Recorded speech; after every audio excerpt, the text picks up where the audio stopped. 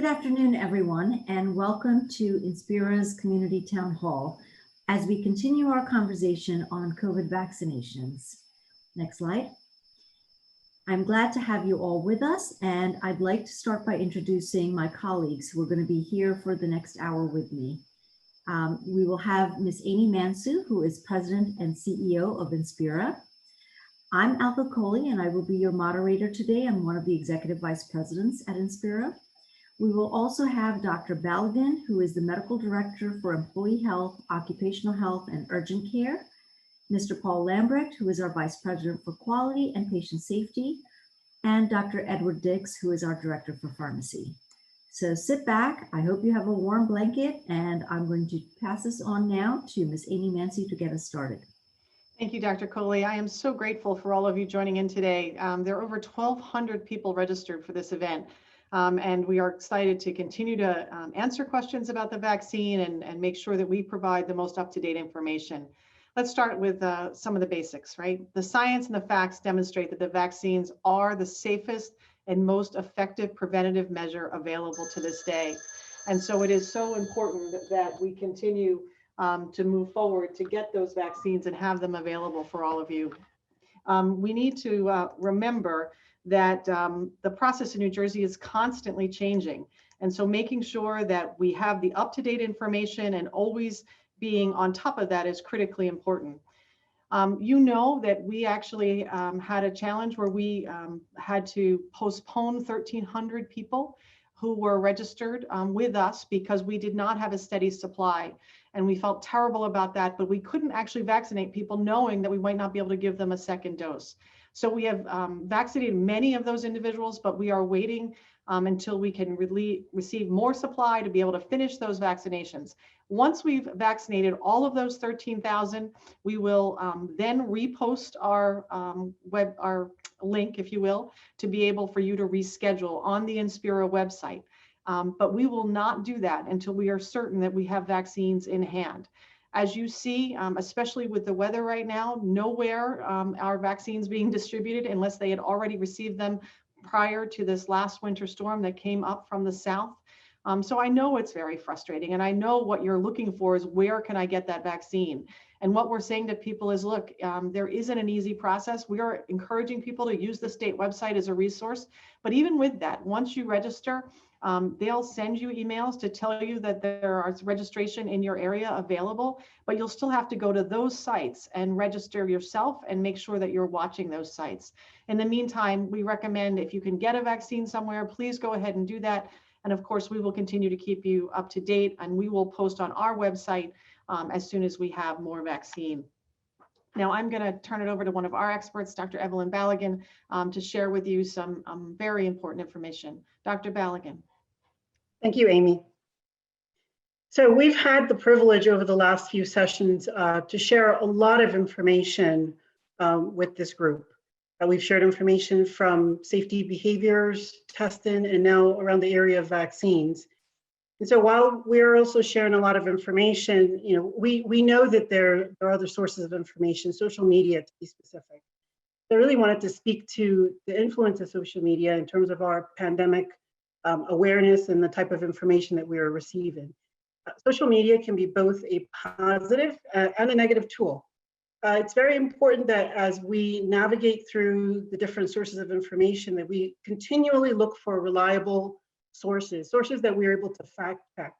And again, it's really important that whatever we do receive information-wise, that we do our due diligence and fact check all posted information.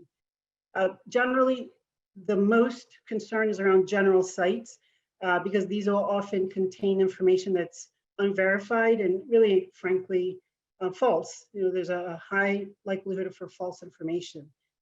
So as we go through this process of accepting information, really having a context for how we're going to adapt to the information, one of the resounding questions that I do myself is to ask, who is the author? And I'll share with you a recent study that found that independent users, so an independent user is defined here as someone that is not affiliated with the CDC, not affiliated with FDA, not affiliated with a scientific organization. Independent users were more likely to post misleading COVID-19 medical videos and information about 60% of the time. So that's quite significant. So again, positive, negative tool depends on how we use it, and we really just have to maintain awareness and due diligence in terms of where we're getting our information and what we do with it. Next slide. So we continually have discussed, and we know the path to immunity is going to be through achieving a target of 70 to 75% of vaccinations in our populations. And so to give you an update on where we stand with the vaccine process and distribution, worldwide, approximately 186 million doses have been administered across 82 different countries. We know that there are some countries that have not administered any doses, and those are clearly access issues. And we'll thread through some of the numbers that we will discuss with this slide here. In the US, 57 million doses have been administered, and more locally in New Jersey, 1.5 million doses have been administered. Of those administered, approximately 1 million have been for those that are receiving their first vaccine, and approximately 400,000+ are for those that are fully vaccinated. So as we drill down into what that represents for New Jersey, we can see that there are still some areas or populations or communities that are truly unrepresented or underrepresented. And so if you look particularly across different communities, we see that communities of color are ranging from 4 to 6% of vaccination in comparison to white New Jersey residents. And so there's a lot more work to be done there. It's going to be multifactorial, includes information, education, and really building trust. I think the more we gather for these type of sessions where there's open dialogue and ability to ask questions directly, and we can really speak to concerns that different communities may have, the more likely we'll be successful in making sure that it's equitable vaccine access and distribution across all communities.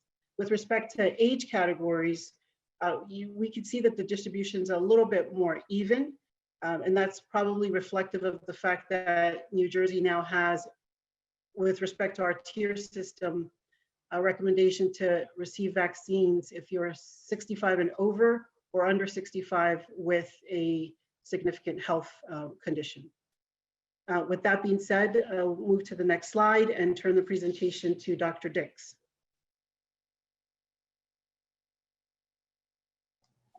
Thank you, Dr. Baligan, and thank you all for attending this second part of our community town hall.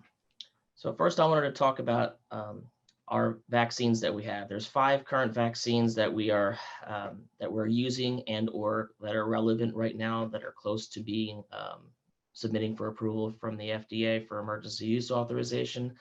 Your first 2 we see listed are the mRNA vaccines, the Pfizer, BioNTech, and the Moderna vaccines. Both of them are 2-dose vaccines, and both of them have an emergency use authorization approved from the FDA. And it's important that the Pfizer is the only one that you can vaccinate from 16 years of age and older, and Moderna is 18 years of age and older. Now, there are different types of vaccines out there. There's multiple different platforms. We've been heard a lot about the mRNA platform, but we also have viral vector platforms and also protein subunit platforms.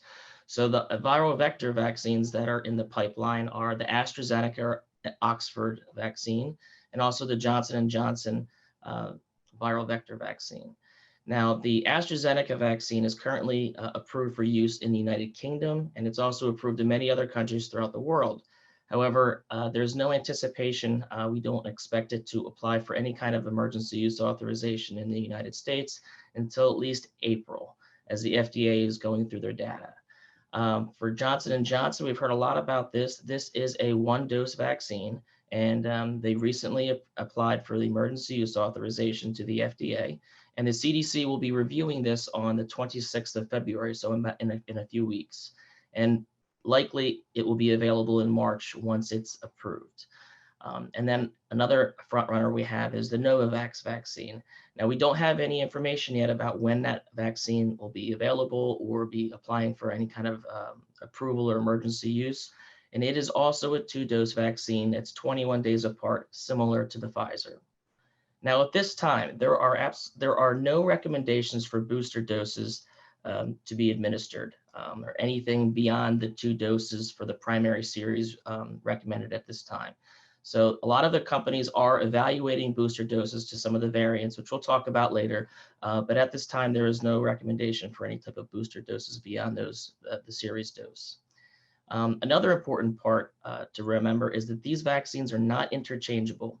You must receive the same vaccine for both of your doses. So for example, if you get Pfizer as your first, you must receive Pfizer as your second. You can't receive Moderna. It's very important that we stick to that information and that recommendation, as this is where we have data about. Another important point is that the second dose should be administered as close to the recommended interval as possible.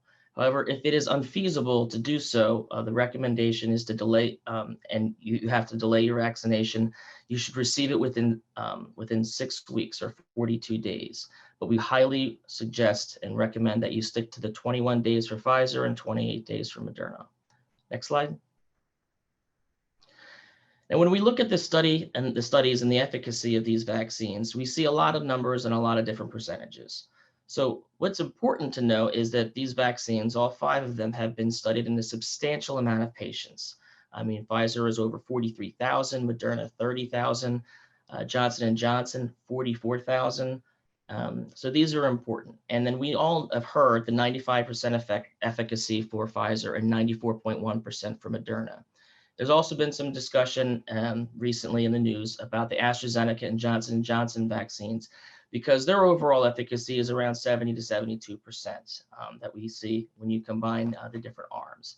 Now, just because it's 70% it doesn't mean that it's less effective overall or less of a a good vaccine versus Pfizer and Moderna. I should say all vaccines that we have that are currently being studied are highly effective, and every one of them have shown 100% efficacy against preventing death from COVID. So that's very important. So when we look at these, we have to look at what each one of these trials is looking at. They primarily look at the prevention of symptomatic or severe COVID. That's what they're looking for in terms of when they report their efficacy. So even though AstraZeneca, Johnson & Johnson have lower overall effectiveness or efficacy at preventing symptomatic COVID, if you do develop COVID, it most likely would be a mild case or you'll be asymptomatic. But it's important to realize that any of these vaccines are good vaccines. Next slide. And I'm going to turn it back over to Dr. Balogun to address some information about COVID-19 vaccinations. Thank you. So really what we want to share here is what to expect with both the Pfizer and Moderna vaccine. Primarily, I want to start off first of all, noting that neither vaccine contains live virus. And this is really an important point to make and is stated in response to frequent questions around this vaccine. It does not contain live virus. There's no risk of a recipient being exposed to the virus or developing COVID-19 illness from the vaccine. Second is really important that before you receive the vaccine, you should not take an antihistamine prior to the vaccination. And the reason here is that there are certain people that may have a side effect or more serious issues such as an allergic or anaphylactic reaction. And so administration of antihistamine prior to vaccination could potentially cause a delay in the diagnosis. So it's important not to pre-medicate with an antihistamine prior to receiving the vaccine. Third is that the CDC has guidance around receiving the vaccine and receipt of other vaccines within a certain interval. And the guidance is that if you have received the vaccine, at least 2 weeks interval should be allowed before administration of any other vaccine. So here, If there are any scheduled vaccines that are pending, important to have a conversation with your provider so that you can schedule accordingly and allow for that interval for the CDC's guidance. Last would be that, we know from the Pfizer study, from the Moderna study, and again, from our own experience, as I mentioned, just in the US alone, over 50-some million United States citizens or residents have already received the vaccine. So we have our own experience as well outside of the study. And what our experience shows us is that 80 to 89% of those vaccinated will have at least one local reaction, and that's usually pain or redness at the injection site. This is very common. This is something that we see very often with other vaccines, easily treated with over-the-counter medications, and is self-limited. In 55 to 83% of vaccine recipients, we might have a report of fatigue, body aches, fevers, chills, or headache.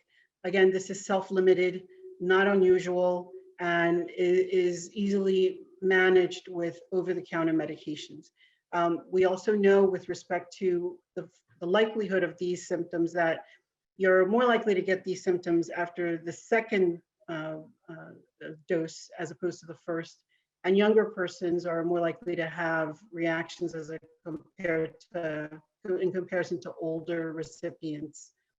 The data also shows that for pregnant recipients, the experience is essentially the same.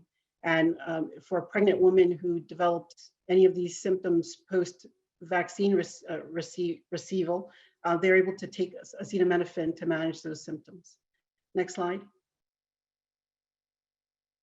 So while we've really spoken to the fact that the vaccines are safe, effective for a majority of people, there are a group of people that should not receive the vaccine. And so we do very strongly stress the importance of seeking medical advice if you have a history of the following.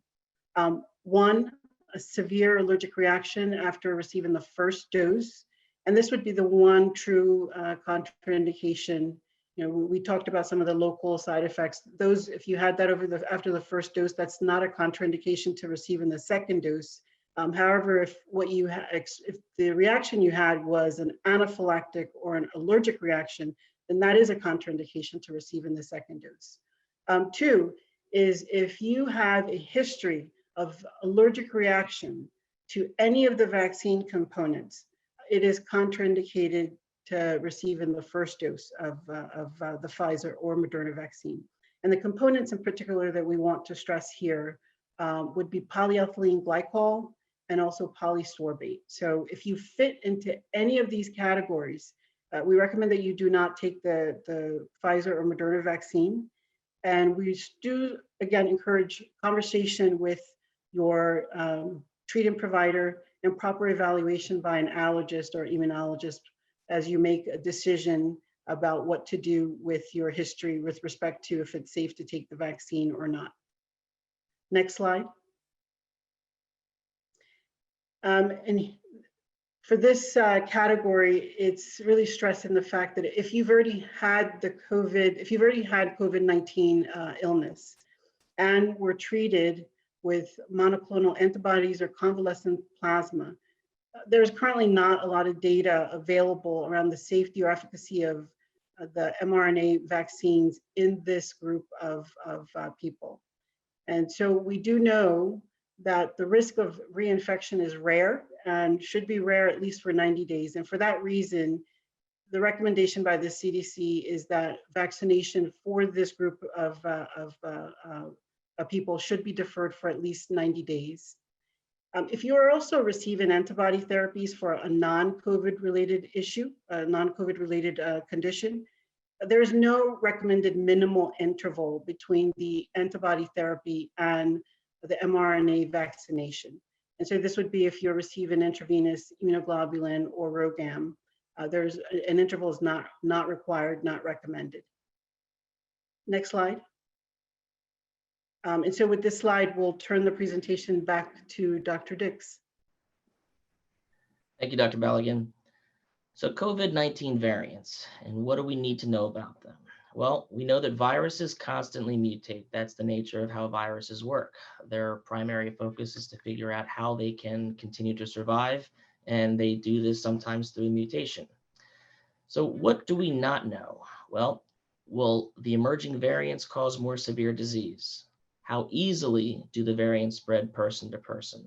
Will they respond to current treatments? Will vaccines have the same effectiveness? And do these variants increase the risk of infection? These are all very good questions that we have some information for some of them, and a few of these questions we're still waiting for some of the answers.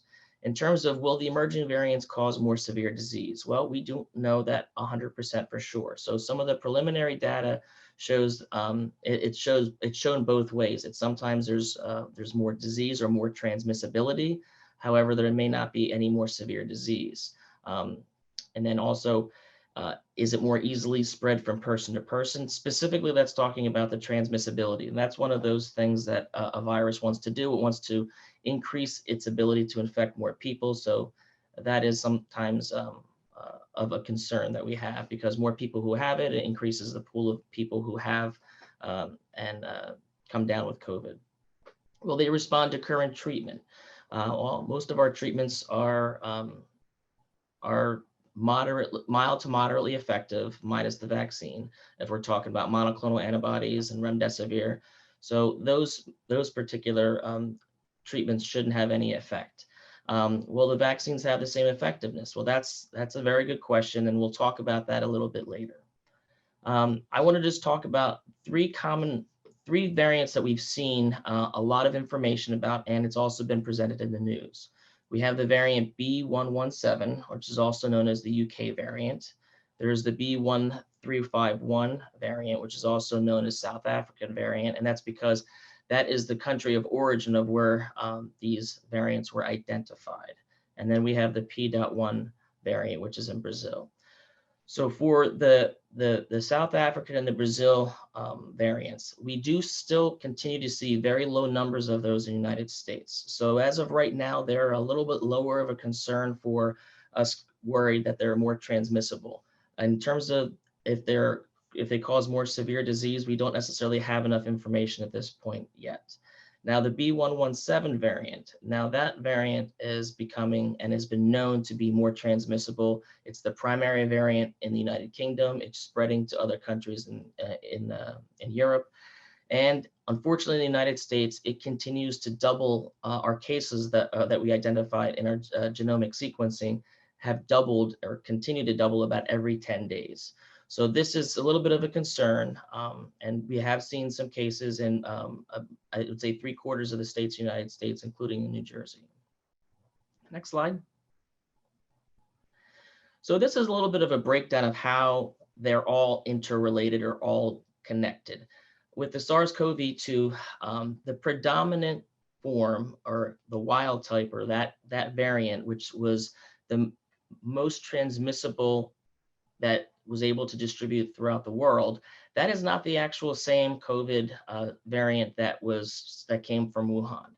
Wuhan had two different strains originally, if people remember back about a year ago. And what we saw is an enormous takeoff of the D614G variant that became the predominant global one that we saw towards, I would say, the later half of the winter last year.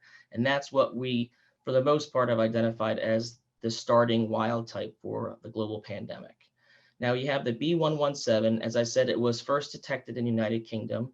And our concern with it is its increased risk of transmissibility, which we have seen.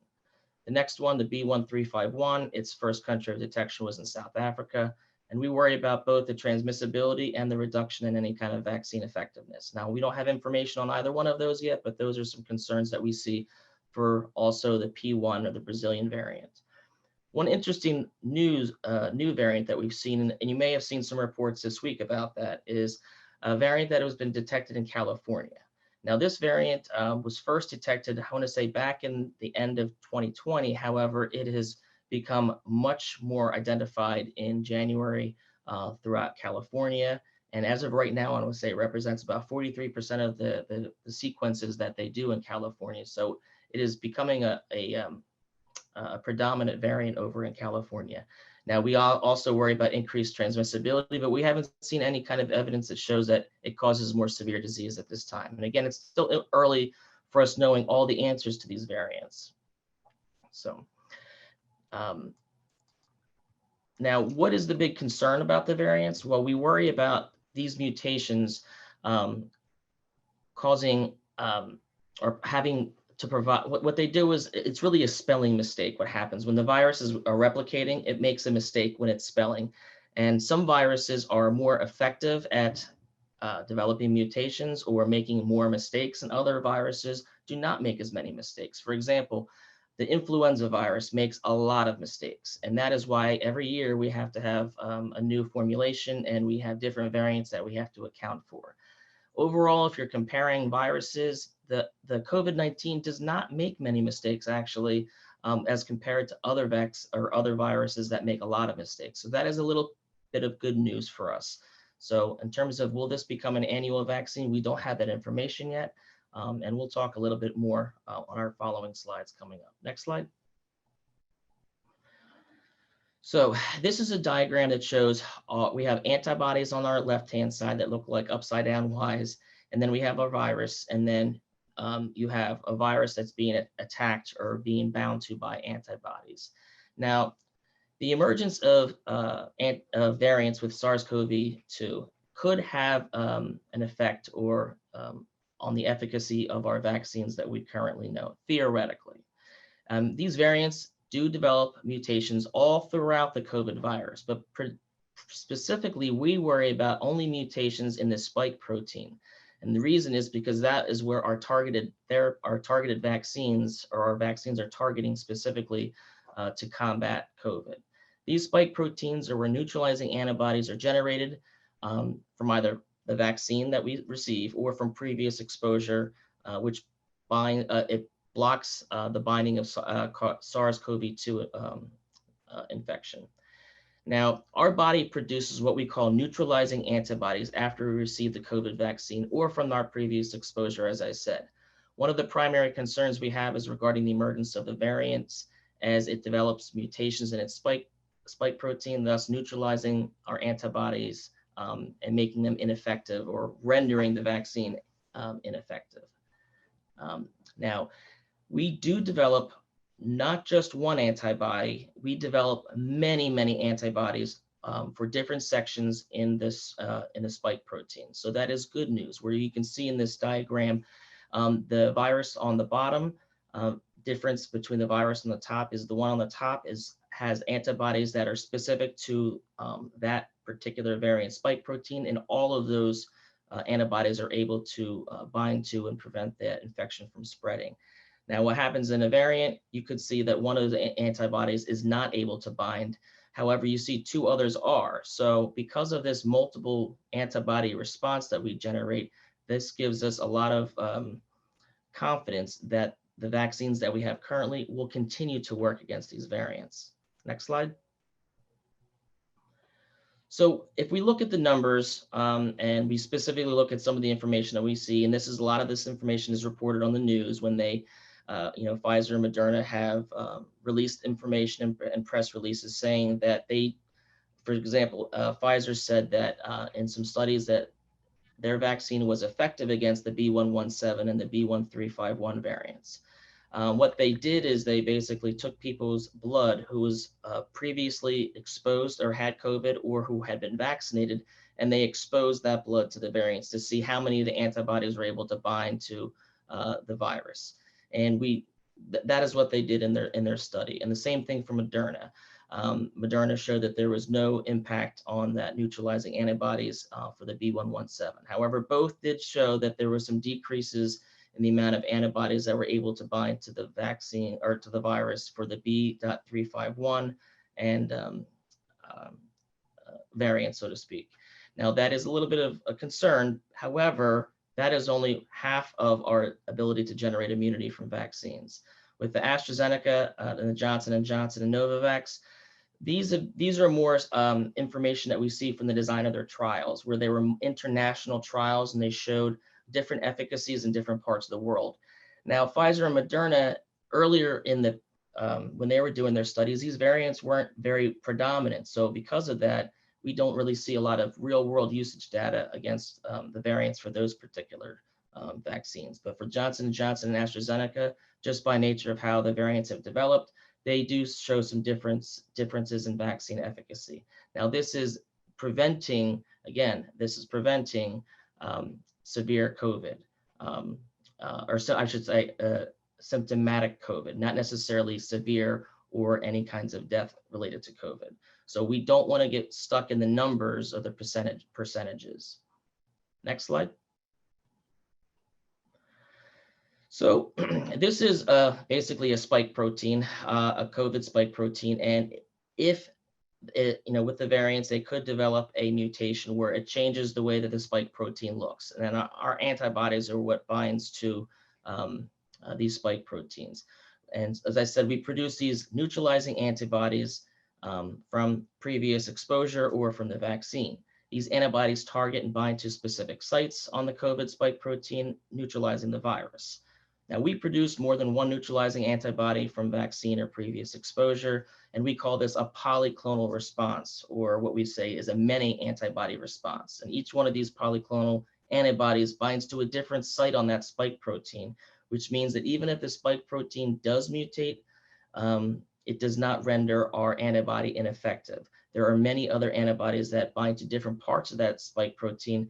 Thus, it maintains enough neutralizing antibodies in our systems to be able to bind to and destroy the virus. Thus, our vaccines can still provide us from protection, even though all those antibodies aren't able to bind to the spike proteins. As we know, vaccine availability has been a challenge for everyone. In addition to what we have been offering here at Inspira, there are multiple locations across the region that are providing vaccinations, including the mega site operation at Rowan College of Gloucester County in Deptford Township. We encourage anyone who is interested in being vaccinated to be vaccinated wherever possible. If you navigate to the COVID-19.nj.gov website that we have noted here on the slide, you will be able to access a comprehensive list of available vaccination locations and their specific websites that you can access for additional registration information. You may also register for vaccination on the New Jersey website, which can be located at covidvaccine.nj.gov. Next slide, please. So for those who will be coming to an Inspira location for vaccination, we wanted to share some important highlights of what to expect when you arrive. When you arrive at either our Mullica Hill or Vineland campus, you will see the tents and trailers that together make up our vaccination pod. We have parking available in the designated areas adjacent to each of those pod locations. Given the winter weather that we have experienced, our teams have done an exceptional job of keeping the areas of parking and walkways clear of snow and ice. However, we ask that you please observe caution while navigating those areas during your vaccination visit. Please bring with you photo identification so that we can confirm your appointment, as well as your insurance card. Please note that there are no out-of-pocket expenses associated with receiving the COVID vaccine. If this is your first appointment, you will be scheduled for your second dose as soon as you check in. And after you are vaccinated, you'll be monitored by members of our EMS team for your safety. Monitoring is generally 15 minutes. However, for those who report allergies for which they carry an EpiPen, your monitoring will be for 30 minutes. And finally, at the conclusion of your visit, you're provided with a CDC vaccination card where we will record your first dose. We ask that you please bring this card back with you to receive your second dose so we can document and record your receipt of that second dose. And that CDC vaccination card then becomes proof that you have been vaccinated against COVID. With that, I'll turn the presentation back over to Amy. Amy? So I'm going to now talk about assuming that you're one of the 1.5 million people who are vaccinated. What now? So if indeed you get your vaccine and if you are exposed to someone with COVID-19, you are not, according to the CDC, as of last week, required to quarantine if you meet the following 3 criteria, which means you have to fulfill all 3 of these criteria. So if your exposure is 2 weeks or more following your second dose, okay, so if you're a single dose candidate, meaning you got the J&J at that point, then it would be 2 weeks following that or 2 weeks following the second dose. It's within 3 months of your last dose and you've remained asymptomatic since the exposure, meaning you have nothing that shows any type of COVID symptoms at all. If you do not meet all of those 3 criteria, then you must continue to quarantine for the 14 days as recommended. Now, we fully anticipate that the CDC will continue to update their information and we'll learn more. But I want to move to the next slide and just remind you what we know. Even if you have been vaccinated, you still need to wear your mask. You still need to remain socially distanced, and you still need to participate in the screenings. If indeed you've been with someone, you could still give the vaccine to somebody else. So it's important that you make sure you're careful. And if you haven't been vaccinated, you need to continue to be tested. I encourage all of us to make sure that we stay up to date on the education. And of course, communication is key. And we certainly understand and hear your frustration, both in the questions that were submitted as well as the questions that are there about the communication and needing to make sure that we're transparent about when we get vaccine. I want to be clear with you, though, before I talk about the next part of the step of the process. Even if we get vaccine, we'll get a limited supply, right? If you think about it, we have over 4 million people eligible. We have 9.5 million people in New Jersey. We have about 1.5 million people that have been vaccinated. And we've had over 2 million people that are registered within the website right now. So what does all that mean? It means that everybody is scrambling. And so as we move to the next slide, I want to be clear that we absolutely are committed to your safety. We are committed to making sure we provide information as it becomes available. So when we get vaccine, we will post on our website, the Inspira website, that we have that vaccine. And we'll only have a limited supply. So if possible, if we absolutely have that in hand, then we'll tell you how many visits. So you've heard and seen in the newspaper that people have 400 vaccinations available, and 4,500 people have tried to get into those 400 slots. And I know it's so frustrating, but the key is to make sure that we continue to keep the information going, that we continue to protect ourselves during this period of time while we're trying to get everybody vaccinated. And please be assured, we're going to continue to follow all the protocols from CDC, from the Department of Health, and all of the rules that we can do to make sure that we get you vaccinated and get that vaccine in your arm. Dr. Balogun, I'm going to turn it back to you right now so you can talk about the implications of some of the new research that we have. Thank you, Amy. So we do have some updates around mammography screens and COVID vaccines. The recent guidance by the Society for Breast Imaging recommends, and this came out about a week ago, it recommends that if you have a scheduled mammogram, you should have that done before your first dose, or wait 4 to 6 weeks after your second vaccine dose. So what is the basis for this recommendation? The recommendation is really based on the fact that there are some persons who receive the vaccine who develop a side effect of underarm swelling. And unfortunately, this can be a presenting symptom as well for breast cancer. So it does cause some complication in terms of recognizing, is this a side effect of the vaccine, or is it indicative of a breast cancer risk? And so the important issue to address here is that we don't want to delay scheduling for mammogram screenings. We know that screenings and early detections save lives. And so if possible, we recommend that you schedule your mammogram prior to your first dose. If you've already had the second dose, again, according to the recent guidance by the Society for Breast Imaging, you're advised to get that mammogram 4 to 6 weeks after that second dose. Here, very important that you engage with your provider. None of this should ever be done in unilaterally without making sure that your provider is aware of the information that we are sharing with you. and really engage and make sure that they are in agreement. Inspira has protocols in place for any of these findings, whether you've had the vaccine or not. And, we are clearly, sharing this information, encouraging to speak with your provider. And if you have any further questions, we have a Q&A session at the end, can address that. Next slide. Thank you, Dr. And with that, we'll Balogun. turn back to you. Thank you. So this is the most up-to-date information that we have. We set up this 856-508-3510. And I know what you're going to say to me. You're going to say, Amy, that information doesn't change. I want to know where I can get my vaccine. Why is this helpful? Well, this is the only vehicle we have, or one of the vehicles that we're using rather, to get you the information that we have. But of course, we're really encouraging you to go to our website and check the inspirahealthnetwork.org COVID-19. Again, that'll have the latest information. And if indeed, when indeed we get more vaccine, we'll put the link up there. And also I want to speak a little bit about the My Inspira mobile app. And if you go to the next slide, please, I'll talk about some of these things.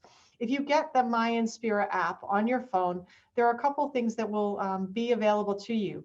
We have the opportunity for you to get a COVID assessment, meaning if you're worried that you have COVID, we'll actually take you through a series of questions and it'll help you make that diagnosis. There's a self-monitoring tool in there, so you could take your temperature each day, keep track of those things to make sure there's nothing that you need to worry about.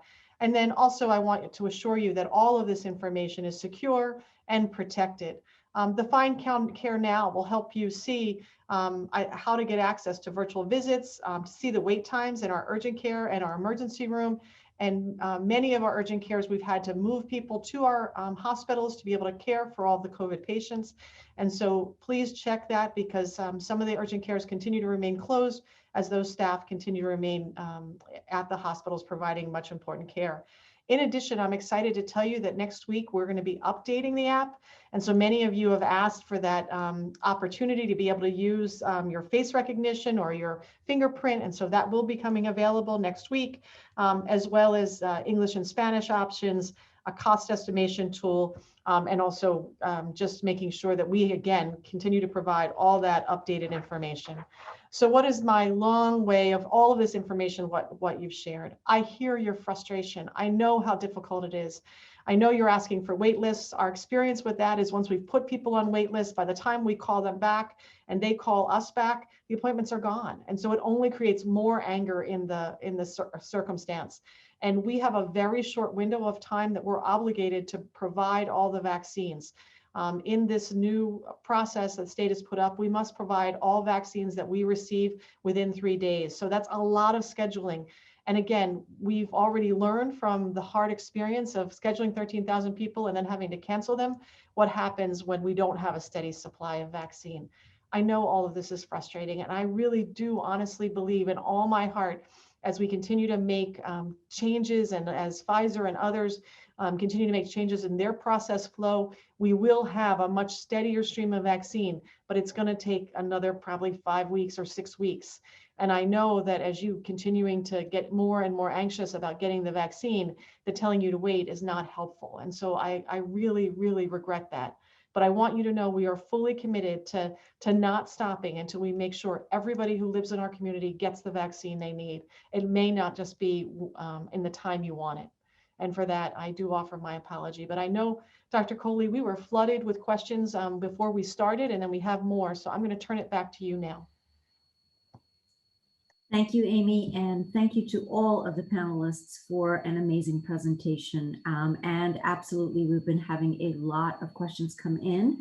I'm going to do our best in the remaining time that we have to start to answer through some of them. I'm hoping that a lot of your questions were actually answered within the scope of this presentation, because I'm seeing a lot of questions, some of which I will repeat again because they do bear repeating and underscoring. But without more conversation, let me just get right to the questions. And Paul, I'll start with you. And Amy has really been talking about this, but it is really a question that I see over and over again. So one more time, when will I get the vaccine and what website can I use to register? I've already registered with the state. So thank you, Dr. Coley. As we've said, I mean, the challenge of receiving vaccine we're experiencing here locally in the state as well and across the country. So there are multiple options available, including the recent addition of pharmacies by the federal government, and all of which depend directly upon the availability of vaccine. The single best source to locate a vaccination site is the New Jersey website at covid19.nj.gov. In addition to that, as Amy said earlier, we will post on our website when we have received vaccine and have the availability to provide additional appointments to those who wish to be vaccinated at one of our 2 sites. And as we have said all along, our recommendation is to obtain the vaccine wherever you can. And we understand the challenges that everybody's experiencing right now with supply and demand. Thank you. Couldn't agree with you more. Dr. Dix, do we have any vaccine available at this time? I know this question also has kept coming up, and I know you dance that dance every week. Yes, so the vaccine availability is really week to week, and the shipments are week to week. We do not currently have any first dose vaccines, and we're actually waiting for second dose vaccines. And so the weather is affecting everyone across the country, but as of right now, we do not have any first dose vaccines available. Thank you. Amy, there was a question that wants to, the person asking the question is interested in understanding the appointments that we had frozen as Inspira that we were rescheduling, and where are we with that, and have they been canceled? What's the status update? Sure. Thank you, Dr. Coley. 2 things I want to make sure I'm clear about and when I talk about this.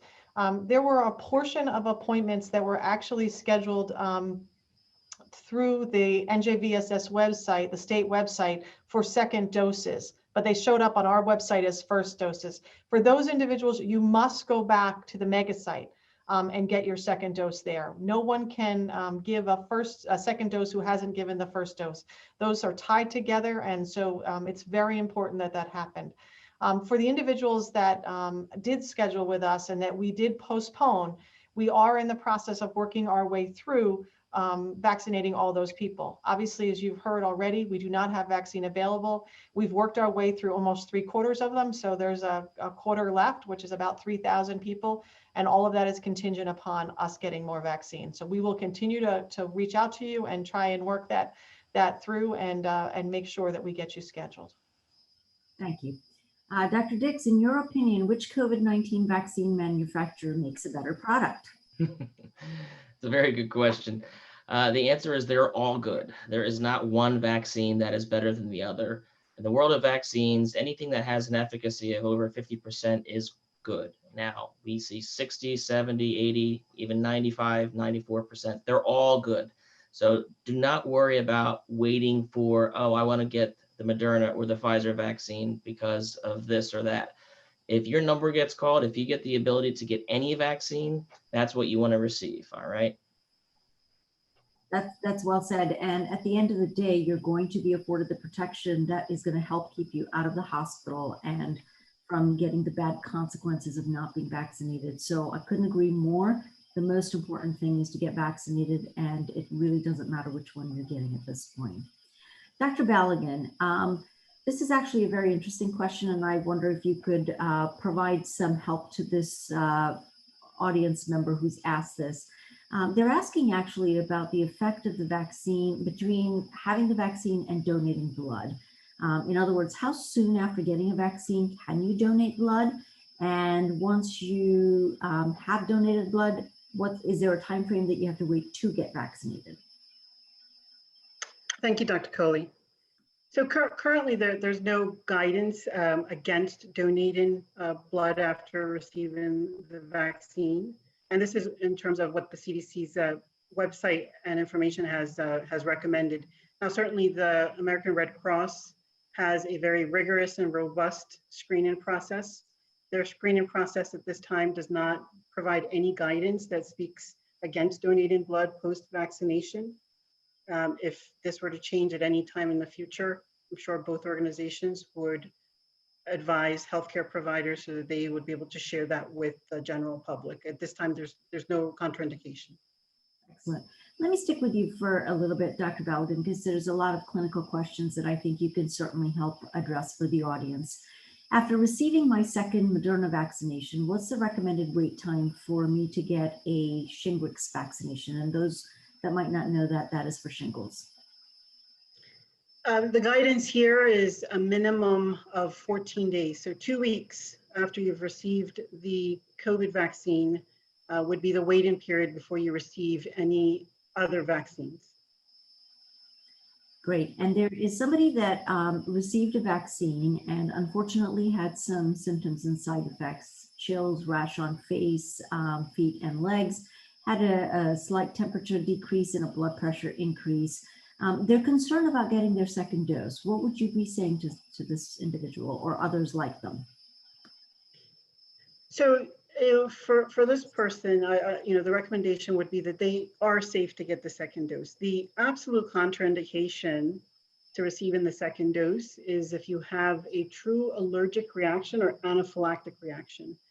And from what what has been shared, that does not sound to be a true allergic reaction.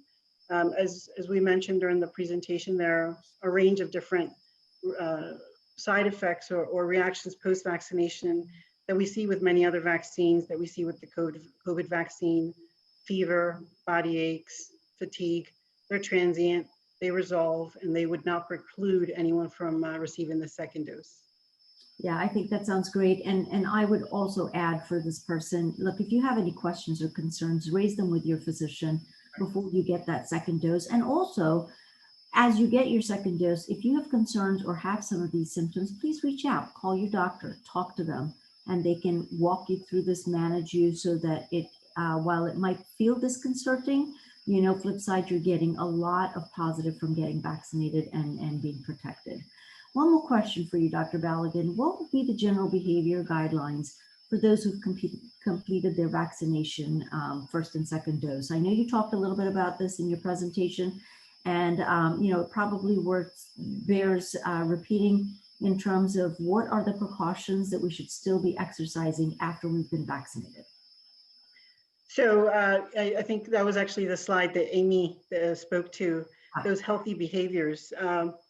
So important that we need to maintain those. I know that we've all been excited to have vaccines become available, but even if you are vaccinated, it's still very important that we maintain the core of what has brought us this far, which is maintenance of those healthy behaviors: social distancing, mask wearing, hand washing.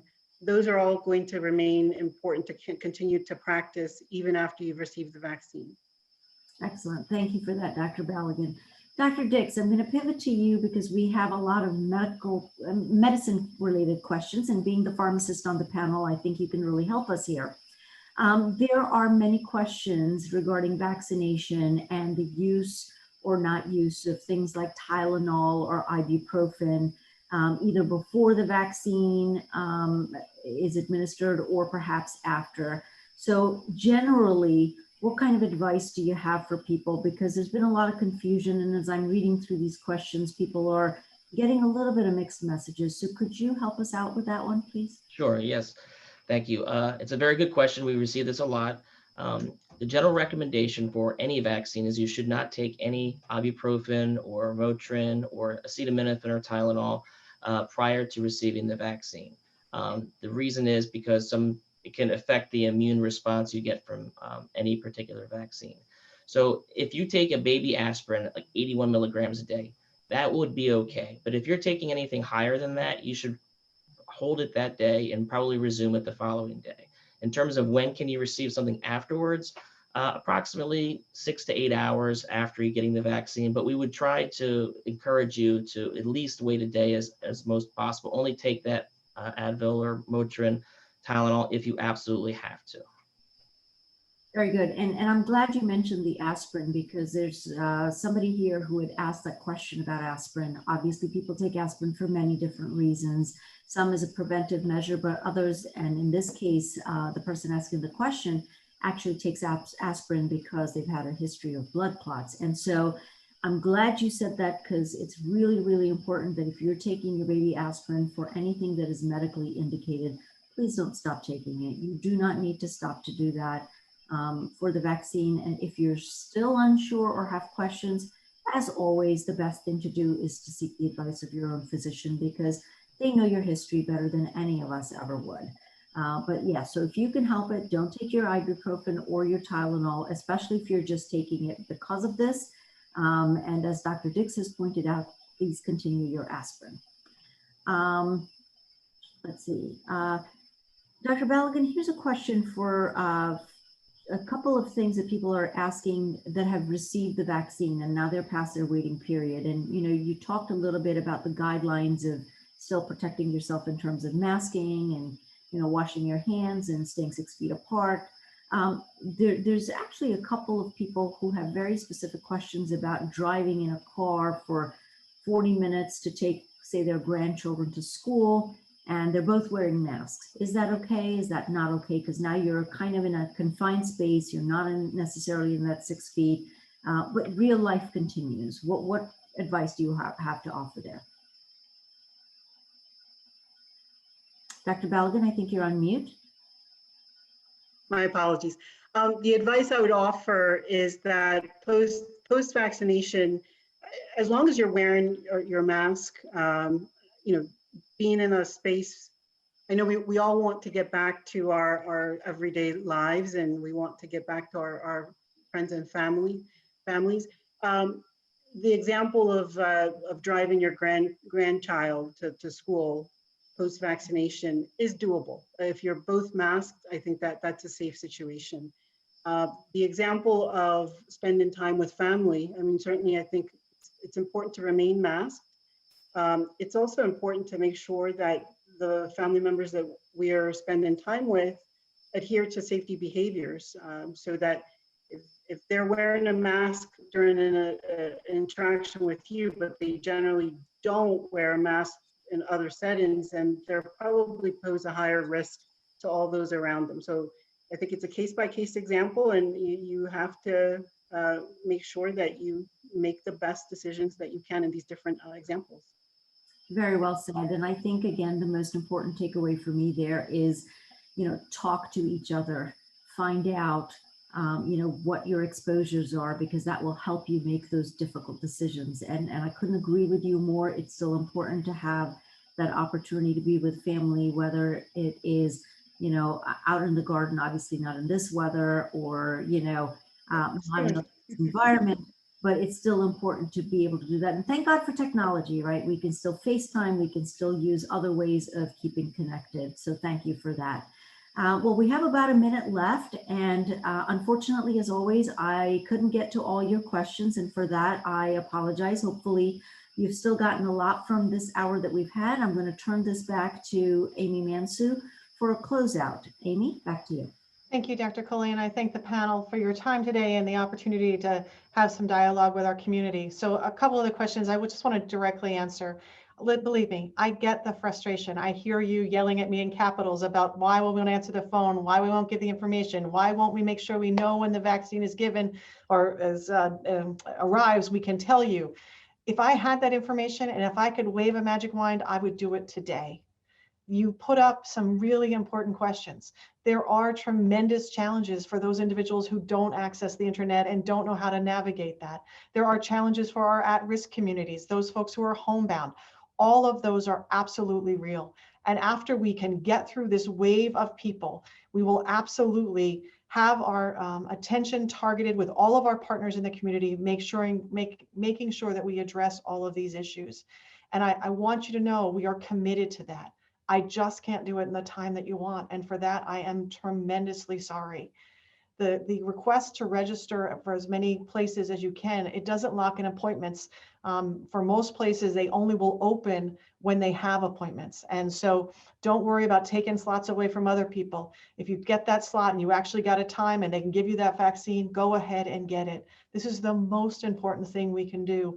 And we know from our own employees, when we see that 55% of them jumped up right away and said, yes, they want it. But there's a remaining part that are saying we want to hold on. And so it's been helpful for us to be able to tell them that, we've given over 25,000 vaccines to our community and to our staff.